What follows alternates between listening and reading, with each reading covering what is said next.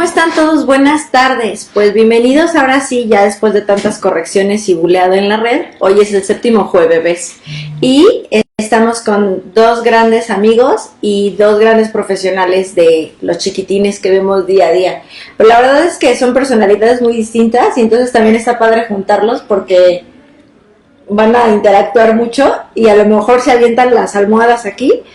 Pero también eso nos habla. El rating. A Alma ya la conocen todos, ella es Alma Villeda, pediatra, y Rodolfo Rivas, neonatólogo, que es una especialidad arriba o extra, un poco más profunda de la pediatría. Él es investigador del Sistema Nacional de Investigadores, es el jefe del Centro de Adiestramiento en Investigación Clínica en el IMSS. Entonces nos va a hablar de cosas, de datos muy duros, pero no quiero perder el humanismo que los caracteriza a ambos, pero además el corazonzote de Alma que siempre trata de que las personas y las pacientes se vayan con la información que les ayuda para casa y para su familia y para sus hijos. Entonces va a estar bien padre porque no quiero que se agüiten, pero vamos a empezar hablando de prematurez porque noviembre es el mes de los prematuros y tenemos datos interesantes. O sea, 1 de cada 10 bebés que nacen en el mundo son prematuros y eso es un montón, ¿no? ¿Qué más tenemos que decir ahí al respecto? Pues, como lo platicábamos hace unos segunditos antes de entrar a cámara, es que tanto es tantito, ¿no? 1 de cada 10, si tomamos en cuenta toda la gente que somos en el mundo, pues es un montón. Entonces hay 38,000 causas por las que pueden llegar a ser prematuros y es un problema que puede ser incluso de salud pública. Porque el recién nacido prematuro necesita atención especializada en el hospital. Hay hospitales, por ejemplo, que no cuentan con todos los recursos para atender a un bebé prematuro de forma adecuada. Mientras más chiquito el bebé en cuanto a peso y en cuanto a edad gestacional, muchas más cosas requiere. Y el pronóstico a largo plazo de ese bebé también amerita que tenga cuidados especiales de salud. Entonces, sí tendríamos que voltear los reflectores a hablar de la prematurez y por eso estamos hoy aquí. Las cifras son muy grandes, ¿no? O sea... Sí, bueno, son grandes, pero también pueden ser engañosas, ¿no? Entonces, por ejemplo, tú dices 1 de cada 10, entonces eso podría salir en la portada del Metro, ¿no? De la Metro, o sea, es un problema. Entonces, aquí yo creo que lo que tendremos que acotar es el espectro de la enfermedad. O sea, el espectro de la enfermedad quiere decir que hay de niños prematuros a niños prematuros, ¿no? Entonces, uno de los problemas que tenemos es que jugamos con dos valores. Un valor que podría ser las semanas de edad gestacional, que a veces los dan los ginecólogos, y otro valor, el que damos los pediatras, que es el peso al nacer. Desde mi punto de vista, el peso al nacer es mucho más objetivo que las semanas de edad gestacional.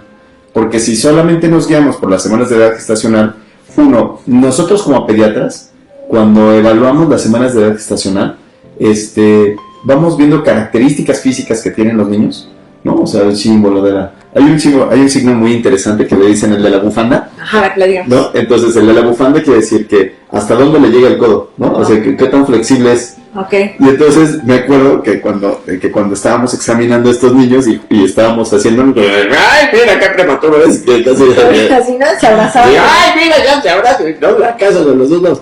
Entonces, estas mediciones pueden llegar a ser subjetivas. Entonces, por eso es que quizás un punto más cuerdo pueda ser el peso al nacer. Aquí vean el comercial.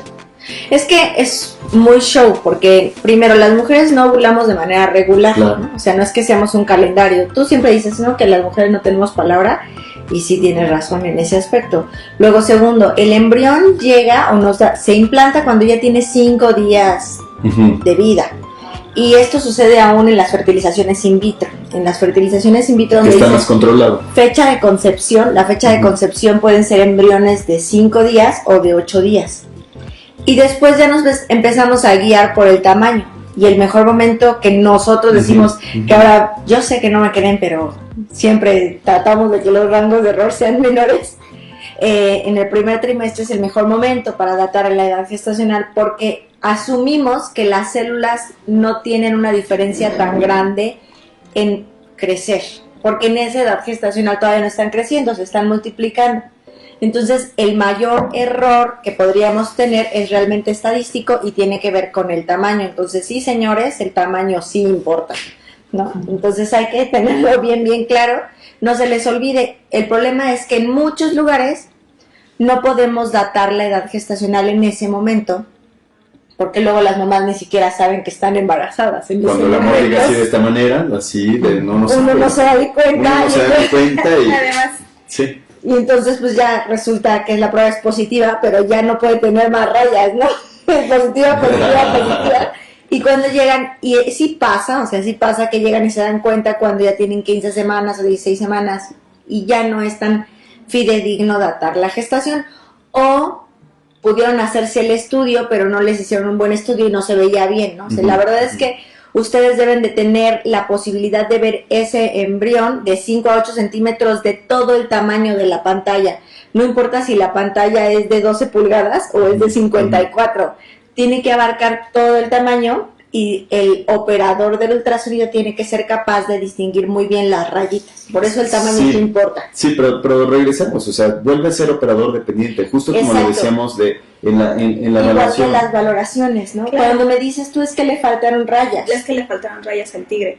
Porque cuando nace el bebé, nosotros hacemos la evaluación, la evaluación más próxima es la de Capurro, que es la que nosotros como pediatras y ya con nuestra práctica clínica, con ver ya sabemos que es, o directamente levantamos el piecito y vemos las marcas que tiene el pie del bebé. Entonces muchas veces le digo a Ana, y es que le faltaron rayas al tigre porque no está tan arrugadito ese piecito. Pero tenemos aquí el factor humano y el factor también del aparato, como bien lo dices, porque es un ultrasonido nos puede decir, de acuerdo a lo que mide el bebé, pesa tanto, mide tanto, y de acuerdo a esas escalas nos da cierto número de semanas de edad gestacional. Y siempre tienen un rango, o sea, siempre hay un rango más de menos. Fíjate que aquí me va a salir un investigador, ¿no? Es por eso quiero que te salga. En esta parte donde sale el investigador, en la publicación de Capurro, que es un chileno, por cierto, fue una publicación que se hizo en las clínicas de Norteamérica. Ajá. Clínicas pediatras de Todavía hay clínicas pediatras. Todavía hay clínicas pediatras de Norteamérica. Todavía. Nosotros cuando somos residentes vemos a las clínicas pediatras de Norteamérica como el santo grial, así. Sí. Está empastadita. Está empastadita y todo lo teníamos, ¿no? Y entonces, bueno, pues yo cuando empecé a hacer la maestría y todo eso, lo primero que fui a ver el estudio de validez, de validación del Capurro. Y entonces, un estudio de validación quiere decir que dos pediatras, un pediatra ve lo mismo que el otro. Ajá. ¿No? Entonces, o sea, que se pusieron de acuerdo, ¿no? Entonces, ¿cuánto le ves? Yo digo 36 y el otro dice 36. Y no sería válido cuando uno dice 36 y el otro dice 38. Ajá. ¿No? No habría una validez. Entonces, en ese sentido, la parte más interesante es que el estudio de Capurro no fue publicado en revistas portales. Y entonces él propone que así se debería de ver. Pero explícanos a todos qué son las revistas por pares, porque... Bueno, las revistas científicas tienen que tener dos revisores que verifiquen la calidad del artículo. Y lo tienen que someter a un lugar donde se pueda estar visto y le puede uno hablar por teléfono al cuate y decirle, oye, mijo, te faltó esto y esto. Ajá. Esas son las revistas científicas. Y entonces él no hizo eso, solamente lo metió a estas revistas que son la Clínica de Norteamérica, que son literatura que le llamamos narraciones nada más. Ajá. O sea, es un aporte. Después de eso, lo tomaron en Estados Unidos, entonces lo retomaron a un score que se llama Ballard, ¿no? Entonces el Ballard lo intentaron hacer, no salió en la primera ocasión, en los 80s, no funcionó. Y entonces hicieron otra más que se llama New Ballard Score. Ajá. El nuevo Ballard.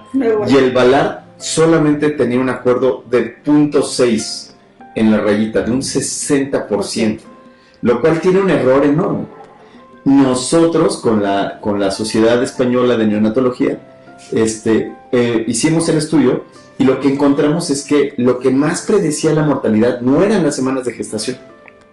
Lo que más predice la mortalidad es el peso del niño al nacer. Entonces, ¿podemos dejarnos de pelear entre pediatras y ginecólogos? Sí, la pelea se acabó, o sea, ¿no? A partir de este momento. A partir de este momento, yo propongo que se acabe la pelea y entonces que se diga, cuando nazca el bebé, ¿cuánto pesó? Más de 1500, ya quedó. No, más de 1500 es raya, ya todo, como Ya no en los importan las goles. rayas. Como en los Son goles, rayas ¿no? al tigre. Todo lo que pasa, la raya es gol. Pasando 1500 son niños que tienen una mortalidad muy baja. Pero a ver, es que espérenme, porque ustedes están viendo peso o edad gestacional para predecir mortalidad, Sí. pero a una mamá no es todo lo que le importa. O sea, Claro. perdónenme, pero a una mamá le pregunta si se va a ir conmigo, si va a poder comer, si va a lograr un desarrollo neurológico adecuado. Y entonces estamos para el perro, porque si ni siquiera podemos Nayer, dar bien la edad Nayer, gestacional. respira conmigo. Mete aire, sácalo, Ok. Busca tu centro. busca tu centro. Pero Sí. no hagas ruido. No porque- hagas ruido con el slam. Ok. Aprieta, ¿no? Ok. Hace ratito estábamos platicando que los niños, los neonatos, no tienen palabra de honor. Ajá. Independientemente si es A ver, prematuro. espérate, ¿quién sí tiene palabra de honor? Las mujeres no tienen palabra de honor. Los neonatos no tienen palabra de honor. Maldita sea, creo que nadie tiene palabra de No, honor. pero- Sí, pero- yo creo que todo es Pero no hay palabra de Yo creo honor. que los bebés sí se la ganan, el honor, porque luchan como con Sí. uñas y dientes. En esa parte sí. Ni a lo mejor tienen, es pero- diferente. Sí, Ni sí. tienen uñas ni tienen dientes, pero ellos se los sacan. Pero fíjate que el punto yo creo que aquí a discutir es que uno como papá quisiera tener todos los pelos de la burra en la mano, decir que mi niño cuando nazca va a tener una buena lectoescritura, va a ser un niño que va a ser muy bueno para las matemáticas y además va a tocar el piano y además no sé qué, no sé cuánto, ¿no? Ese es lo que tiene uno en mente cuando está embarazado, ¿no? Y entonces, cuando nace un bebé, en ese caso que no es un bebé prematuro, independientemente de las semanas o del peso, lo que sea, nace antes de tiempo, nace antes de lo previsto, Ajá. ¿no? Un poquito antes. Y entonces, uno como papá se echa a andar todos los mecanismos del fracaso, de ya se hundió el Titanic. Entonces, o sea, cuando nace un niño prematuro, yo creo que lo que pasa en la mente de los papás es que se hundió el Titanic. O sea, que ya pegaron contra un iceberg y que va a ser un niño que va a tener no sé qué, no sé cuánto. Entonces, lo que platicábamos hace rato es muy interesante. ¿Qué pasa? Que nosotros hacemos un pronóstico y los niños decías que son de Marte, ¿no? Los niños son extraterrestres, Así es. ¿no? Entonces, estos niños pueden pasar muchas cosas y por eso cuando nos llevamos a los niños del lado de su mamá, porque le decimos, tenemos que mantenerlos calientitos a los bebés, eso es el momento de transición, el momento donde está así de ¿qué va a pasar? Porque aunque sea prematuro o no sea prematuro, pueden pasar muchas cosas, ¿no? Entonces, ahí creo que habría que ajustar un poquito. Y fíjate que lo que siento es que como nosotros lo manejamos y ya es algo que vemos todos los días, a lo mejor lo estamos tratando como con nuestros términos y con nuestra naturalidad propia de lo que nos da la cotidianidad.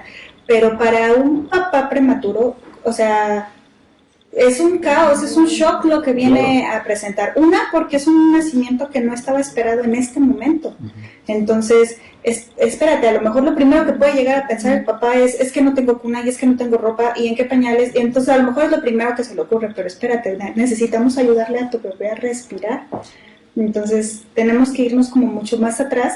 Y a lo mejor para las personas que nos están viendo, irnos a lo mejor como más despacito. Porque sí, la prematurez es, como bien lo decía mi sensei, los prematuros son como extraterrestres. Y además no leen los libros de medicina. Porque justo crees que vamos por cierto camino y de repente al prematuro se le olvida y dice, no, espérate, no va por aquí, ahora te voy a hacer otra complicación. Y creías que ya habías salvado esa complicación cuando viene otra. Entonces, es un mundo completamente diferente que a lo mejor nosotros como profesionistas sí lo manejamos, pero hay que irnos como más despacito, yo creo, para los que nos están viendo. Una, el peso, como ya lo dijiste. Entonces, mientras más chiquitos, en la actualidad, un bebé de más de 1500 gramos tiene altas probabilidades de sobrevivir. Para que no hablemos como de mortalidad y cosas feas, que aunque es duro, pero para que sea más agradable. Es ¿no? un mes de bueno, ya se acabó el de Aunque de sea todos lo más agradable. Y un bebé de menos de 1500, tenemos que tomar en cuenta que también hay un rango en el que le damos chance de vivir si pesa más de 600 gramos. Porque si pesa menos de eso, a las complicaciones a las que nos enfrentamos es un montón de cosas que no tenemos a lo mejor, como yo lo mencionaba hace un momento, posibilidades de sacar adelante a ese bebecito y de sacarlo bien. Fíjate que por ejemplo, en esa parte de los límites de viabilidad, estamos en, o sea, ojalá que aquí no nos vayan a ver en ningún lado, porque todo el mundo. La idea es que nos vean todo el mundo. Porque no tenemos límite de viabilidad. En el país no hay límite de viabilidad. En el país no hay límite de viabilidad, en el mundo no hay límite de viabilidad. Es decir, y en la parte humana, ahora nos ponemos nosotros como neonatólogos, es decir, ¿cómo voy a, o sea, qué puedo hacer yo? O sea, uno, saco un bebé, voy a poner un extremo, tenemos un bebé de 400 gramos, de 500 gramos, que no tendría por qué reanimarlo, porque el pronóstico es muy malo, porque eso sería como encarnizamiento terapéutico, porque sería estar, híjole, es muy difícil esto, ¿eh? A mí me cuesta mucho trabajo decirlo, porque mi función como neonatólogo es ir a todas y sí, claro. y quedarme ahí a todo lo que pase. Sin embargo, como tú dices, te salvas del rayo, pero no de la raya, ¿no? Entonces es muy claro que hay niños de 500 gramos que son desnutridos sin útero que lo logran perfecto. Y hay niños de 800 gramos que son muy prematuros y que no van a responder adecuadamente. Entonces, ese límite de viabilidad está rudo, ¿eh? Vamos a retomar esto del límite de viabilidad, pero vamos a irnos a un cortecito. Por favor, no se les olviden los hashtags y vamos a poner los datos del doctor Rodolfo y de Alma para que los estén vigilando. La verdad es que, o sea, perdónenme todo el resto de mis amigos pediatras, pero yo no conozco mejores que ellos. Y que... Es que nada más conoce a dos. Bueno, como sea.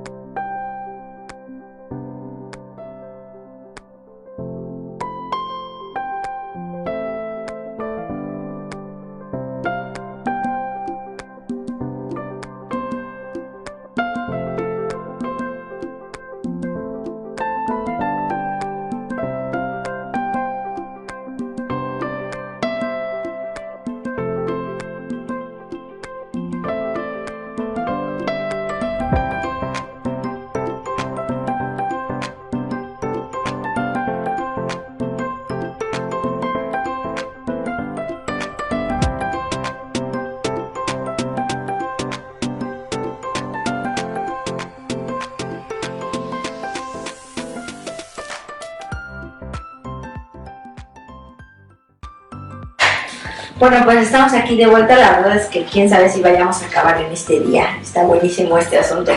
Pero retomemos.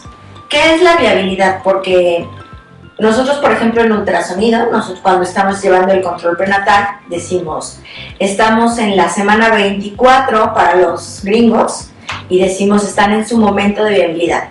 Para los países latinos o de bajos ingresos, como los divide la Organización Mundial de la Salud, decimos 27, 28 semanas, alrededor de 1 kilo, ¿no? Y, cuando yo asesoro a unos papás y les decimos, llegamos a la viabilidad, tenemos una complicación inminente que nos va a decir que tenemos que terminar con este embarazo y que tenemos que sacar al bebé, y les decimos, estamos en el límite de la viabilidad. A ver, ilústrenos, ¿qué queremos decir? Viabilidad es el chance, son las posibilidades que tiene ese bebé de vivir. Con todo y todo. Con todo y todo. Con todos los tubos y toda la terapia intensiva encima y todo el equipo humano, ¿no? ¿Y qué, Claro. o sea, qué porcentaje? ¿Hay un porcentaje? Sí, claro. Por ejemplo, lo que platicamos hace rato, por ejemplo, podríamos decir que un niño que pasa de 1500 gramos es 100% seguro. No hay nada 100% seguro. ¿Y qué, o sea, qué porcentaje? ¿Hay un porcentaje? Sí, claro. Por ejemplo, lo que platicamos hace rato, por ejemplo, podríamos decir que un niño que pasa de 1500 gramos es 100% seguro. no hay nada 100% seguro, pero es 95% seguro que ese niño vaya a vivir con algunas complicaciones, pero que vaya a vivir. Un niño entre 1000 y 1500 baja a 60, pero un niño de menos de 600 gramos, prácticamente podríamos decir que sería un milagro que lograra llegar al primer año de vida. ¿Y para ustedes importa que sea uno, o sea, que sea el gemelo uno o que sea un bebé único? Bueno, dentro de la clasificación tenemos bebés que son como valiosos o se clasifican como valiosos cuando vienen, por ejemplo. Todos son valiosos. Obviamente sí, toda la vida humana vale muchísimo, pero médicamente hablando, de acuerdo a las cosas estrictas que nos hacen las escalas y las clasificaciones, en medicina luego de repente somos como muy cerrados y lo que no entra dentro de este rango entonces no existe, por así decirlo.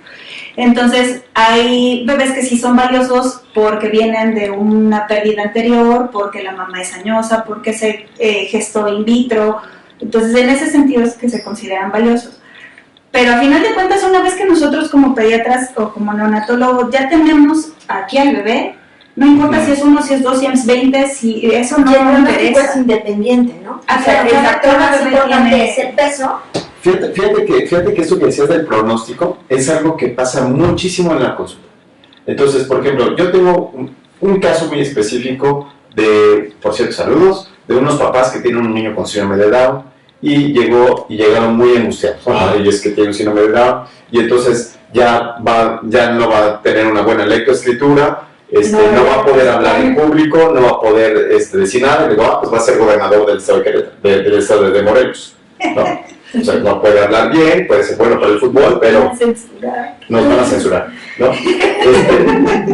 Entonces, lo que quiero decir es que todos los seres humanos, todos nosotros tenemos nuestras ventajas, o sea, para lo que somos buenos, y nuestras desventajas para lo que somos buenos. No podemos saber a priori qué es lo que va a pasar.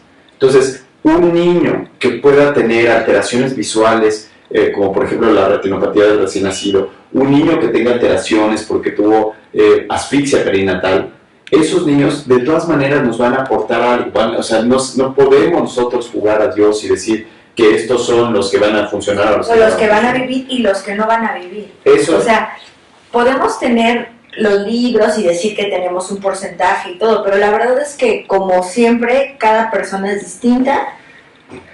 Cada vez que yo reviso el cerebro de algún bebé, y sobre todo en el tercer trimestre, es una pregunta frecuente, los papás me dicen, ¿todo va a estar bien? Claro. Y entonces yo les contesto, todo en este momento se ve bien, pero depende de lo que tú pienses, claro, que es estar bien, claro, ¿no?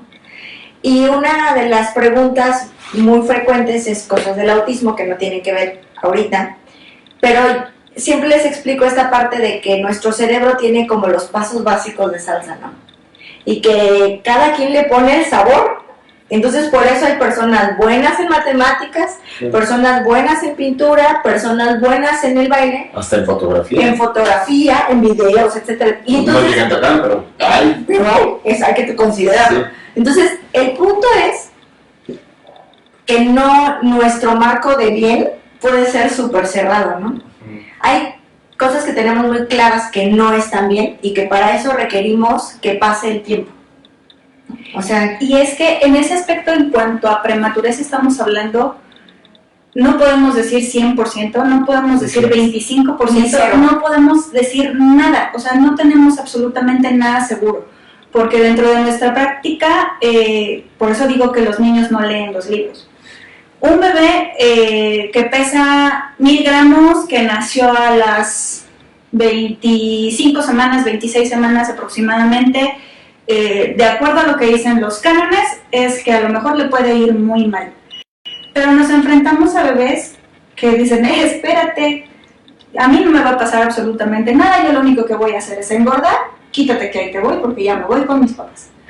Y hay bebés que pueden nacer de 1800 gramos, de un poquito más de edad gestacional, que aparentemente todo venía bien, y tú tratas de dar las ganas de acuerdo a lo que manda tu bebé, pero dicen, yo me regreso a mi casita celestial. Entonces no tenemos nada seguro. En prematurez, incluso una pregunta muy frecuente dentro de lo que es el hospitalización de un bebé prematuro o de cualquier bebé es ¿cuándo me lo llevo a mi casa? Y no podemos responder eso. Entonces muchas veces los papás quisieran decir en 5 días, en 20, en un mes. No podemos contestar eso porque el bebé es el que nos va marcando la pauta de conforme se vayan presentando el mundo de posibilidades. Por eso es que yo creo que mi maestra decía que son extraterrestres, porque es un mundo completamente diferente. Hoy te puedo decir que está bien tu bebé, pero para mañana quién sabe. Entonces, en prematurez, tanto pre-nacimiento del bebé como después de haber nacido el bebé, no tenemos nada. ¿Y cómo deberían de tomar los papás eso? Porque es algo duro, o sea... Sí, yo lo que he visto en esto de cómo lo deben de tomar los papás, he visto los dos polos, ¿no? Entonces un polo es, me acuerdo muy bien de una mamá que el bebé estuvo muy enfermo en la unidad de cuidados intensivos de Centro Médico. Ya llevaba 20 días, había que dentarlo 3 o 4 veces, nosotros ya pensábamos que ya no iba a mejorar, que estaba muy mal el niño. Tenía muchos órganos que habían fallado y lo estábamos explicando, ya que lo estábamos explicando y a pesar de que estábamos explicando esto, la mamá nos dijo, doctor, va a estar bien, doctor, sigan haciendo lo posible, porque él va a estar bien, yo tengo fe que va a estar bien, ¿no? Entonces, eso es un problema que tenemos nosotros como médicos, en donde nosotros quisiéramos no seguir haciendo daño o no encarnizarnos y dejar que suceda lo que tenga que pasar. Y por el otro lado tienes papás que quieran, que se aferran a la última gota de vida. Quiero decir que la prematurez es un problemón, porque son, si lo hacen en hospitales privados, son cuentas muy grandes. Sí, son cuentas catastróficas. Porque estamos hablando de terapia intensiva. Cuentas catastróficas, cuentas de 5 o 6 millones de pesos. Y si estamos hablando, piensen en eso mismo, pero en un hospital público, son cuentas catastróficas también para los hospitales públicos, ¿no? Pero pensemos que el dinero no importa, porque no venimos a hablar de dinero, pero ahora pensemos en las relaciones de pareja, ¿no? Entonces, en esta relación de pareja, cuando nace un niño prematuro, la mamá se aboca al bebé, ¿no? Se aboca, porque nosotros también hacemos que se aboque, que le dé lactancia materna, programa canguro, etcétera, etcétera, y muchas veces empieza a relegar al macho alfa, lomo plateado, ¿no? O a los otros hijos. O a los otros hijos. Entonces empieza a ser una serie de problemas, una serie de complicaciones alrededor de la prematurez, y por eso hoy estamos vestidos de morado, porque tenemos que resaltar de cómo es difícil el proceso, no nada más para el bebito, no nada más para el recién nacido, que muchas veces pierde la batalla, sino también por una familia que puede ser disgregada.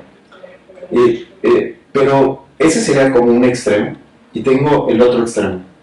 El otro extremo es de estos niños que son niños guerreros, ¿no? Eso que ni qué. Que niños que luchan. Sí. Porque, y a eso yo creo que ejemplos tenemos como muchísimos. Claro. Entonces, en lo que era mi hospital, porque pues ya no hay hospital, porque se lo tuvieron que derrumbar. Entonces, había un pasillo largo para salir de la usina. Entonces, cuando salía un bebé y que se va de alta con sus papás, hacemos el baile de alta. Porque verdaderamente son batallas, son guerras. Tanto el bebé luchando con sus cables y sus tubos y todo lo demás, el personal de salud, porque te enfrentas con cada turno a nuevos retos, y además también a la familia, a los hermanos, a los tíos. Muchos se me han quedado grabados también los papás que están solitos, que nace el bebé en forma prematura, que mamá está delicada y que entonces papá se tiene que partir en dos, porque tiene que atender a mamá, que está delicada, y atender al bebé, que está delicado. Entonces, y a los otros hijos. Y a los otros hijos también. Entonces, historias de éxito tenemos como historias así para soltarnos a llevar un buen rato, pero al final de cuentas es aprendizaje. Y lo que comentábamos hace un momento, con cada paciente se aprende algo, porque esa es su misión en la vida y nuestra misión es seguir aprendiendo. Entonces, todo pasa por algo en algún momento. Entonces, cada bebé que nos toca y que nos llega a nuestras manos es porque viene a enseñarnos algo. Y nosotros estamos ahí para darles algo también. Entonces, y nosotros no mandamos. Eso me ha quedado súper claro. Fíjate que esa parte, perdón, que te interrumpa, esa parte esa parte, cuando estás haciendo la residencia en neonatología, entonces, que se te pone un paciente es como un punto en contra. Justo, ¿son fracasos? Son fracasos, o sea, que sientes en el fondo de tu corazón que estás fracasando. Sin embargo, cuando vas creciendo y vas aprendiendo todo lo que mencionas, te das cuenta que a veces morir no es un fracaso. A veces morir no es fracaso, sino que ese bebé, como bien lo dices, te dio algo. Y aquí me recuerdo a un papá que estuvo con nosotros y que hacíamos el programa Canguro. Y créanme que cuando estamos trabajando en la unidad de cuidados intensivos, son tus familiares, porque están todo el día ahí. Llegan a las 9, les das informes todos los días, llegan después en la tarde, les vuelves a dar informes, tienes su celular para hablarles por teléfono, se lo pasan en la noche.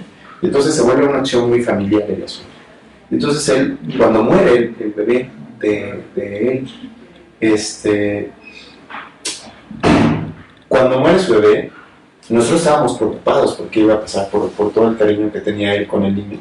Y nosotros estábamos destrozados internamente. O sea, el equipo, las enfermeras, y siempre nos echamos la culpa unos a los otros. O sea, no crean que cuando se muere alguien le decimos, ay, sí, que bien. Sino pero te dije que le pusieras, que le cambiaras el tubo, que no le tomaras la placa, y si lo hubiera hecho, y si le hubiera puesto el antibiótico, y si le hubiera cambiado el antibiótico, o sea, entonces esa parte para nosotros era así, como estábamos muy enojados porque habíamos fracasado con ese bebé. Y el papá llegó y nos saludó a todos perfectamente bien, y dijo, y nosotros estábamos muy tristes, y él nos dijo, no se pongan tristes. Él no se pongan tristes porque él nos vino a enseñar algo.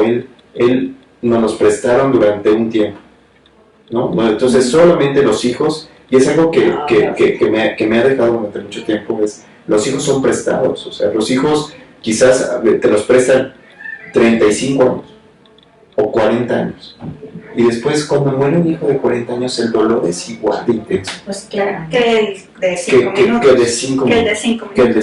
Entonces, al final de cuentas, sí, las enseñanzas son un montón, y el hecho de tratar con niños prematuros creo que nos ha hecho callo en ciertos lugares del corazón, en la gran mayoría de las veces, pero también las satisfacciones no me vas a negar que también es otra cosa. Sí. Yo te puedo contar también de una nena que tuvimos 26 semanas, saludos a mi niña hermosa, que es mi niña del temblor, nació de 26 semanas y ya llevaba un mes con nosotros cuando fue el temblor del 19 de septiembre del 2017. Entonces en el hospital se cayó el plafón encima de su incubadora, casi. Entonces hubo que trasladarla, y entonces todo el mundo buscó, al menos yo busqué a dónde la habían trasladado para saber cómo seguía, porque pasó por un chorro de cosas mi niña. Y gracias a Dios me han seguido durante mi consulta, y alegremente tiene 3 años y llega exigiéndome sus pegotes de doctora juguetes a la consulta, y es cuando yo le voy a entrar, te sientes como, porque son éxitos y son guerreros que trabajan y que hacen un montón de cosas. Pero es lo mismo, ¿no? O sea, así como no son tus fracasos, tampoco son tus éxitos. Sí. Es que sos... Fíjate que en ese que no son tus éxitos, te voy a contar la historia de una de... Pero esta es buenísima. Esta la Vale. No, mi Vale nace pesando 600 gramos, un papá súper optimista, un papá que por más que yo le decía, es un niño de 600 gramos, tiene pocas probabilidades, y todo lo que dijo, o sea, así, y el papá diciendo, no importa, Vale lo va a lograr, no importa, Vale lo va a hacer, no importa, Vale lo va a hacer. Ay. No, y entonces... Esa es la razón por la que ya no fui pediatra. Los míos no dicen nada. Bueno, entonces ahí estaba el papá diciendo eso. Y yo le dije, bueno, la posibilidad para que este niño le vaya bien está en la alimentación, en cada gramo que vaya ganando al día. Y la mejor alimentación que hay para un prematuro es la leche materna. La mamá salió de la cesárea, y así como salió de la cesárea, estaba ahí mañana, tarde y noche pegada a la mamá. Y entonces, justo como lo dices, el logro no es mínimo nivel pediatra. No, Ni de nosotros no tenemos nada que ver, nosotros somos un instrumento solamente. Es que es tan importante darnos cuenta de eso, ¿no? Y a veces, o sea, ahorita los escucho y recuerdo lo fatalistas que podemos ser como doctores. Sí. O sea, esta parte donde vas a sacar un bebé y entonces le presentas habitualmente al equipo de pediatría al bebé, ¿no? Y de entrada la pobre mamá, no sé, nadie quiere sacar un bebé prematuro, por Dios, o sea, no queremos sí, no, sacar... No.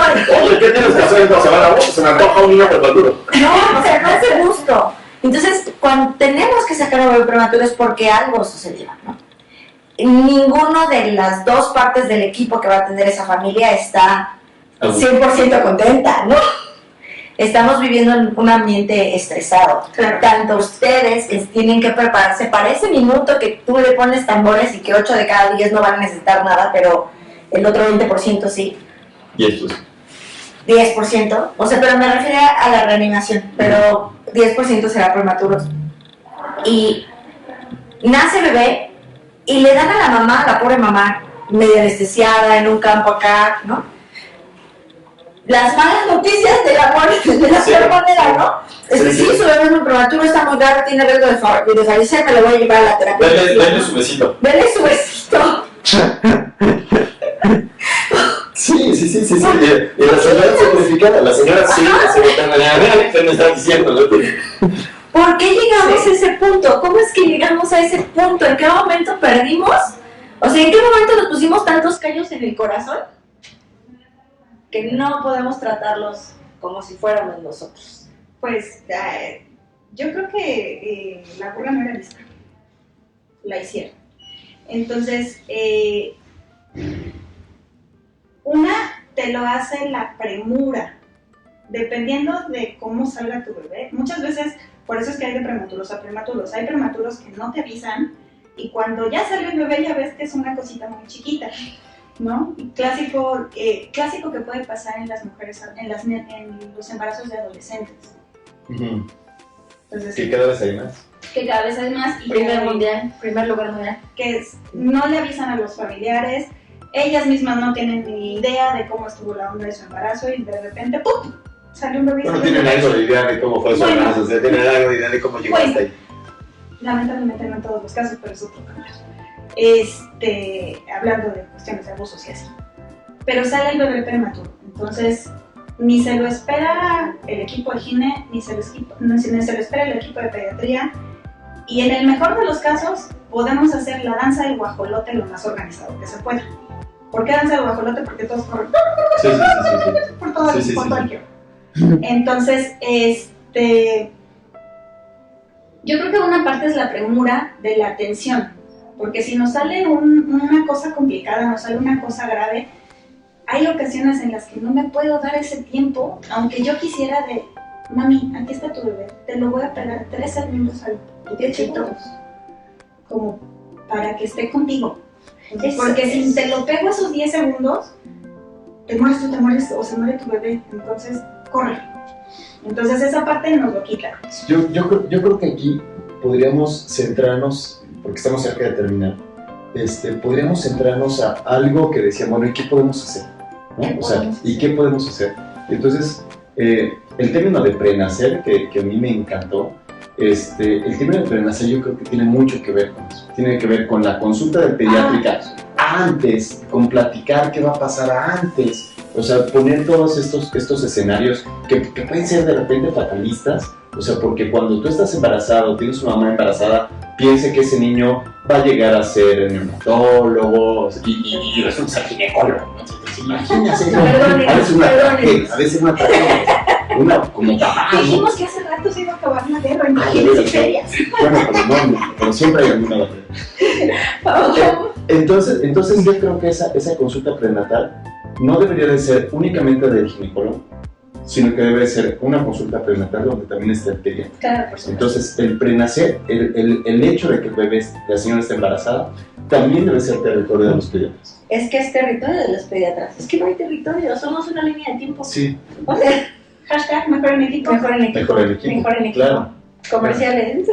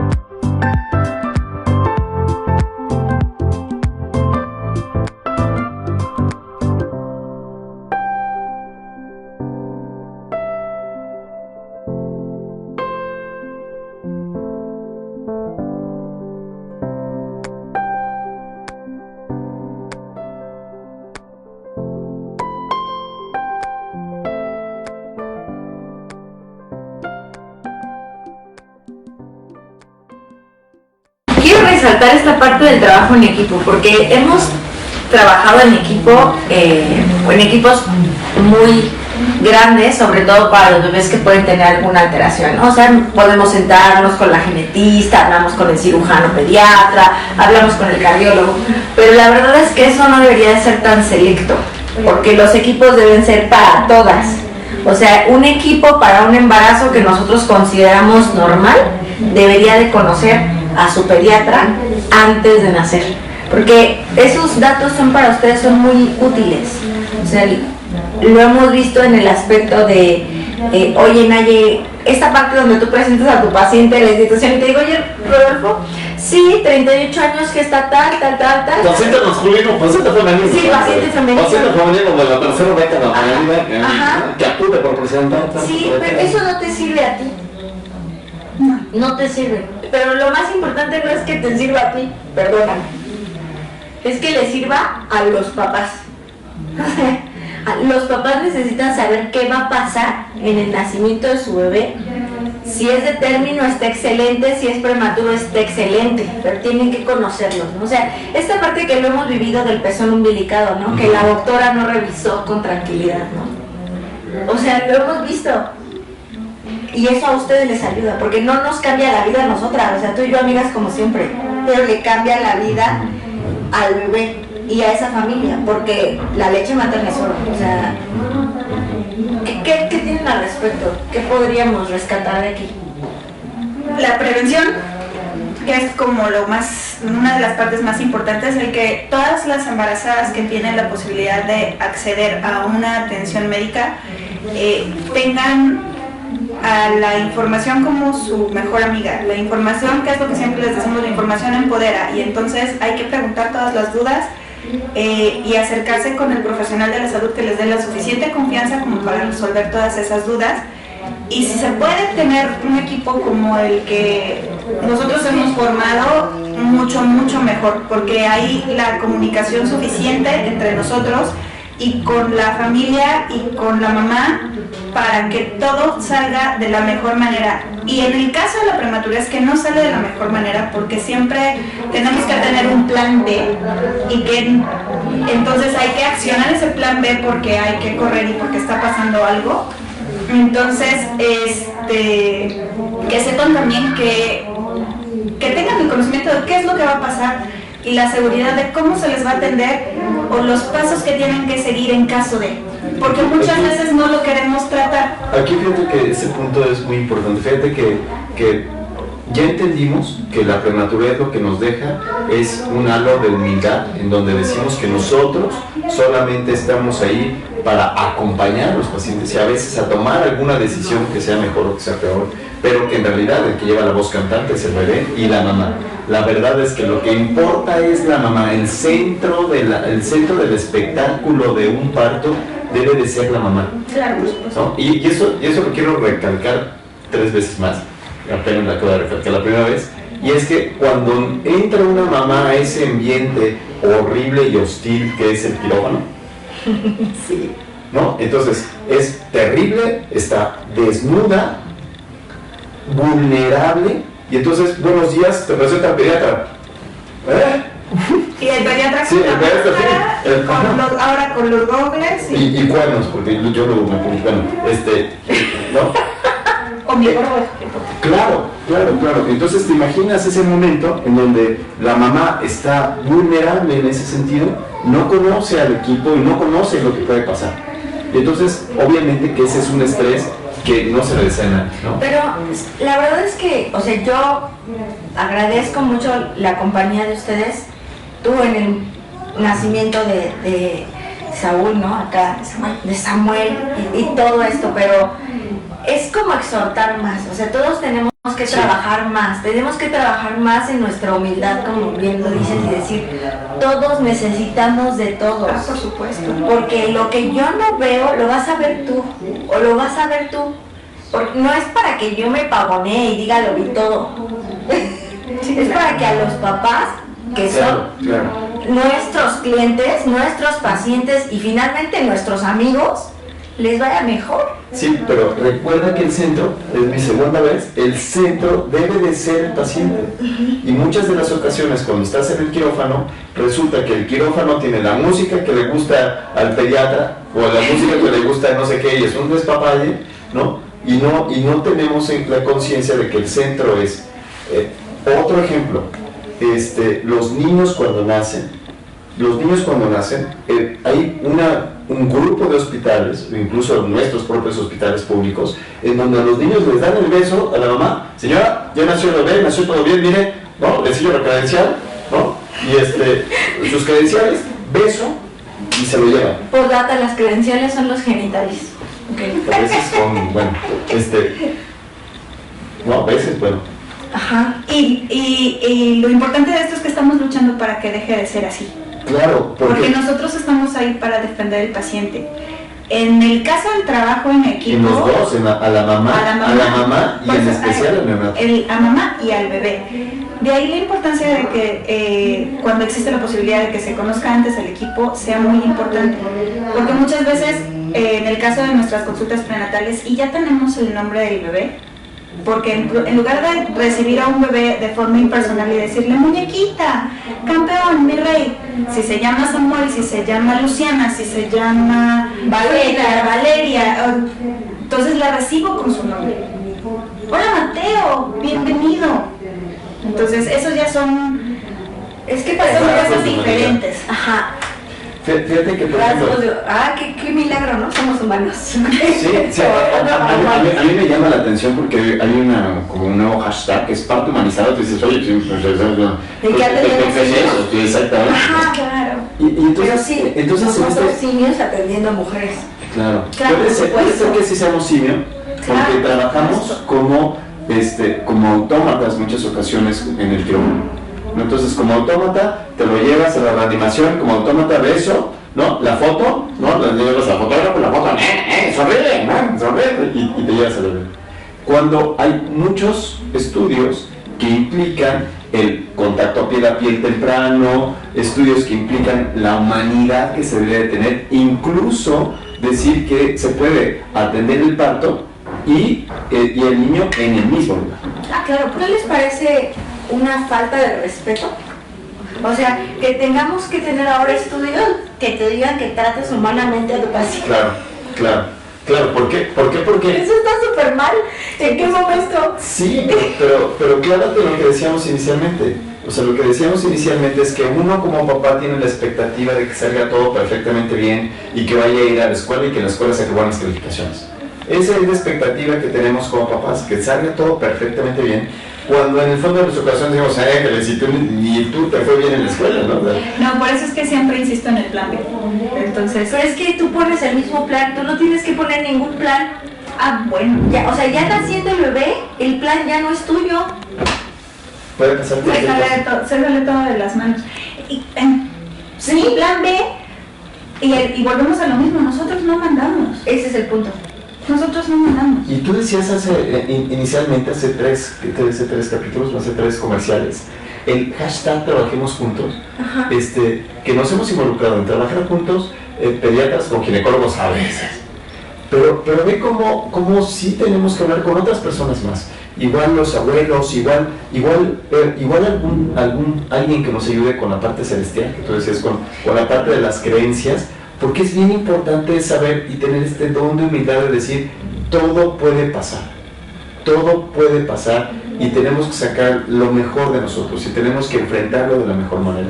Y ahí yo sí quiero hacer como un comercial porque hace un par de jueves hablábamos de la muerte perinatal y pusimos un grupo que ya está funcionando, se llama Huitzilín y está trabajando ya con un servicio de tanatología y un servicio de psicología y ya tienen fechas, ya empezaron a sesionar. Por favor, a las mamás que antes, durante el embarazo o después hayan tenido una pérdida que quieran trabajar, este servicio es un servicio gratuito, no es un servicio que tenga costo y nos pueden buscar en las redes sociales, ya recuerden, en Facebook Prenacer, en Instagram igual Prenacer, y solamente nos dicen, estamos interesadas en el grupo y las contactamos con la doctora Uribe y con Lili, la psicóloga, y están ya trabajando todos los jueves a las 7 de la noche.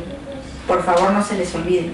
Eso es importante. Ese es Claro, el por programa supuesto. juntos. O sea, ya hoy en día, por ejemplo, ya hay especialistas en lactancia, enfermeras especialistas en lactancia que pueden ir también al parto, o hay, por ejemplo, los psicólogos que nos ayudan a entender esta parte de los No términos. somos entes solitarios. Muchas veces tenemos la idea de que como médicos especialistas el gine es el gine, el neonato es el neonato y el pediatra general pues es el pediatra por su lado. No, tenemos que trabajar juntos.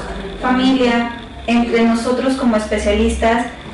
Simplemente lo acabamos de comentar, la guerra eterna entre el gine y el pediatra. Nosotros estamos tratando de romper con esa barrera, nosotros tratamos de estar marcando diferencia. Y no es marcando diferencia porque nosotros pioneros, no, es porque las cosas se deben de hacer de una forma diferente. Debemos de dejar de mecanizar la medicina, como lo dice el libro también. Sí, los libros nos enseñan mucho y ahí aprendimos, pero más nos interesa la práctica clínica. ¿Qué nos dice la clínica y qué es el contacto con el paciente? No con la cama fulanito número tal, sino con Frida, con Angie, con Candy, con las personas. Entonces, ese es un punto muy importante tanto en la medicina privada como en la medicina pública. Que no debería de haber diferencia, maldito dinero. Yo creo que sí van a haber diferencias, o sea, alto, ¿no? Siempre va a haber diferencias, ¿no? Te voy a contar una historia muy rápida. Estaba buscando saber quién era mejor, si los hombres o las mujeres. Entonces, en ese de si eran mejor los hombres o las mujeres, se hicieron un montón de estudios de demografías, de material genético, fuerza, etcétera, y no llegaron a conclusiones, ¿no? Biden contra Trump, ¿no? Y entonces un viejito hasta el final gritó, ¡viva la diferencia! ¿no? Pues sí. ¿No? Entonces, qué bueno que somos distintos, ¿no? Claro. Entonces, en esta parte de buscar las diferencias, hay cosas buenas en el sector privado, hay cosas buenas en el sector público, y aquí es donde tenemos que trabajar juntos, dejarnos de peleas de los hospitales públicos, de los hospitales privados, sino intentar buscar cuál puede ser el mejor modelo. El modelo que están presentando aquí, ¿no? Inédito, no es cierto. El modelo que están presentando aquí me parece que es un modelo que debería de repetirse en las instituciones. Es un modelo que se ha intentado en los hospitales amigos del niño y de la madre, que no se logra a veces. Pero como decía Hugo, ¿no? El problema es que, o sea, tienen muchos pacientes, ¿no? Pero Sí. aún cuando tenemos muchos pacientes y que te tienes que pasar de una sala de parto a la otra, es platicar entre nosotros como equipo con los médicos de tu turno, porque yo lo vivo todas las semanas. Entonces, pues voy a hacerle la reanimación y te voy a hacer apego inmediato. Entonces, te recibo a y en lo que están aquí juntitos los dos, no se me caigan, cuídenmelo aquí, voy a Para eso recibir tienes al otro. enfermera y para eso tienes un equipo, porque Y requiere la tienes que enfermera. educar a tu equipo de trabajo, porque en el hospital no todas las personas están 100% actualizadas y tu responsabilidad es actualízalos. Enséñales cómo quieres trabajar, no por beneficio tuyo, ni porque te vayan a pagar en el hospital público, no para nada, es por, como siempre lo hemos dicho, por beneficio del paciente, por poner los reflectores en ese bebé y en esa mamá que están teniendo el momento más maravilloso de sus vidas. Claro. Entonces, y hay que volverles a hacer todo lo posible o todo lo que esté en nuestras manos para que ese momento sea adecuado, sea bueno en las circunstancias que sean. Sea parto prematuro, de córrele que te alcanzo porque ya se volvió todo un caos, o sea, todo planeado, aunque tengamos nuestro plan de parto escrito. Entonces, esa es nuestra obligación y trabajarlo entre todos. Ok, yo no quiero dejar pasar como más tiempo porque creo que esta ha sido una de las sesiones más a gusto. No sé, tienes que echar palomas y cosas así, hay que decirles así que no suban. Pero como a manera de conclusión, ¿cuáles, Rodo, crees que sean las 3 acciones más importantes para cuidar a un bebé prematuro? Yo creo que podría ponerlo como antes, durante y después. Entonces, antes estas consultas prenatales, pediatra y ginecólogo, donde se pueden plantear muchos escenarios. Durante, no nos pueden agarrar con los dedos en la puerta en un parto. O sea, no nos pueden agarrar, no puede ser que algo que está preparado durante tanto tiempo nos agarre con los dedos en la puerta. Y sucede, dicen, no, van a ser hasta los 9 meses, tenemos que pensar que ese niño puede nacer entre los 7, ¿no? Entre los 6 y los 9 meses, y que todo esté listo, el equipo esté listo, preparado para ese momento que ya tuvimos meses para prepararlo. Entonces, no debería de haber esta urgencia tan catastrófica en estos escenarios. Entonces ese sería el durante. Y durante es sumamente importante que esté el equipo que habíamos dicho. Que esté el niño que vaya a nacer en el lugar donde tenga que nacer. Por el riesgo que se esté corriendo. Puede ser un hospital privado, puede ser un hospital público, sí, pero que se sepa perfectamente bien a dónde, qué es lo que va a pasar, y para eso nos preparamos unos meses antes. Y el después es igual de importante. El después, ya que tenemos al bebé, lo que tenemos que entender es que vamos a hacer lo mejor que podamos. Si es un bebé prematuro con alteraciones en ojos, alteraciones en oído, así es la vida y tenemos que trabajar para eso. ¿No? Si es un niño que está bien, así es la vida y tenemos que prepararnos para evitar que se vayan a chocar. Y así es el asunto, ¿no? Antes, durante y después. Los prematuros, todos los niños nos enseñan algo, ¿no? Claro. Pero creo que siempre estos tienen su toque especial, porque como tú dices que van como Salmón contra María, diciendo las cosas de otra manera que no estaban escritas, pero siempre con otro camino. Yo creo que lo que más nos enseñan los prematuros es que no es nuestro camino. O sea, Que nosotros no o sea, no es nuestro camino.